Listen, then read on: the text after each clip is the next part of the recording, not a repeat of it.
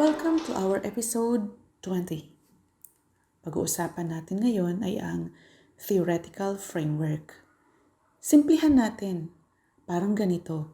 Sa buhay mo, may tatlong bagay kang pinagpo-fokusan.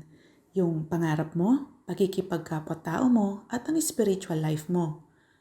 Sa pangarap mo, sinusundan mo ang motto na time is gold ni Benjamin Franklin.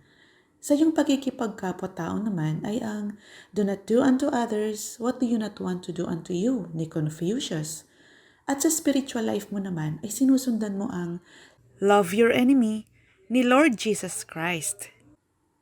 Ang lahat na ito ay ina-apply mo sa buhay. Kaya naman nakikita mong parang effective sa'yo. Actually, marami kang pagpipilian na iba pa, kaya lang feeling mo yung tatlong na ang the best. Kasi pinag-aralan mo ang focus nito at effective naman siya sa life mo. Parang ganyan lang ang paggawa ng theoretical framework. Ito yung main points na kailangan nating i-consider. Number 1, sa totoo lang, ang theoretical framework ay nabubuo kapag malinaw na ang main ideas ng study at kasama ito sa paghahanap ng related literature.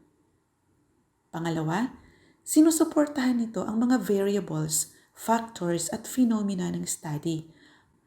Pangatlo, maaaring ang isang theory ay sapat na kung makakaya na nitong suportahan ang mga main concepts. Subalit kung hindi pa, maaari kayong kumuha ng pangalawa hanggang ikatlong theories para masuportahan nito ang kakulangan ng isang theory upang matulungang mabuo ang idea. Pang-apat, ang mga theories na napili mo ay nararapat na integrated sa pag-formulate ng research questions, maging sa research instrument man. At ang tanong, paano nga ba ito buuhin? Una sa lahat, kapag nakagawa ka na ng konsepto sa research mo at natukoy mo na ang mga variables of factors na gagamitin mo, syempre, makakapag-establish ka na ng mga key terms. At kapag nagawa mo na yon, madali ka nang makagawa ng theoretical framework. Pangalawa, kaya nga framework kasi gagawan mo siya ng skeletal structure. Walang rule o pattern para makagawa ka ng theoretical framework. Ito lang ang iisipin mo. As a guide, ang mga theories ay nararapat na nakafocus sa main concept ng study mo. Hindi kailangang colorful o ano paman. Importante, komprehensibo at hindi magulo ang framework mo. Importante ay nakalagay sa mga boxes ang mga key informations ng theories na napili mo. At importante ng arrow na gagamitin mo ay maliwanag na nakapoint sa direction ng main topic mo. Pangatlo, kapag nagawa mo na ang theoretical framework, sasamahan mo ito sa ibaba ng komprehensibong paliwanag. Isi-separate ang bawat theories at number 1, isummarize mo.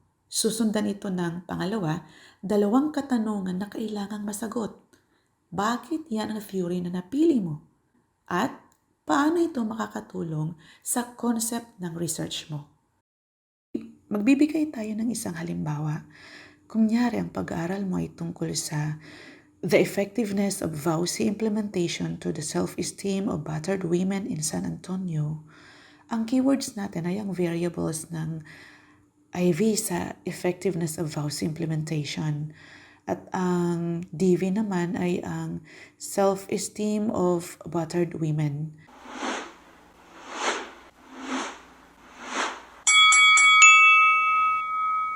Ang pagpili ng theories ay kailangan ding i-analisa at bibigyan natin ng sample theories ang nabuo mong study na kagaya nito. Halimbawa, theory number 1, yung ginawa ni Brooke Williams sa cultural feminism. Theory number 2, yung kay John Rawls' theory of justice. At yung theory number 3 ay ang the 6-factor model of psychological well-being of Carol Riff. So, para sa akin, ang tatlong ito ay maaaring makasuporta sa main concept ng study na to.